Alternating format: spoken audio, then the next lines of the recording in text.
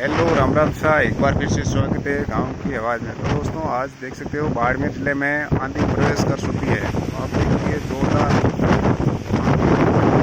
हो, इसके साथ बारिश आने की संभावना है। आप देखिए घने बादल छाए हुए हैं। आप देख सकते हो चारों तरफ पेड़ ही पेड़ लहराते हुए नजर आ रहे हैं। आप देख सकते हो आंधी की कितनी स्पीड भयंकर आंधी है। आप देख सकते हो, आप देखिए पेड़ों की कितनी भयंकर आंधी है। आप देख सकते हो बाड़मेर जिले में धोरीमना के अंदर आंधी प्रवेश कर चुकी है। दोस्तों, हमारे साथ बने रहे, यूट्यूब चैनल को सब्सक्राइब शेयर लाइक जरूर कर देना।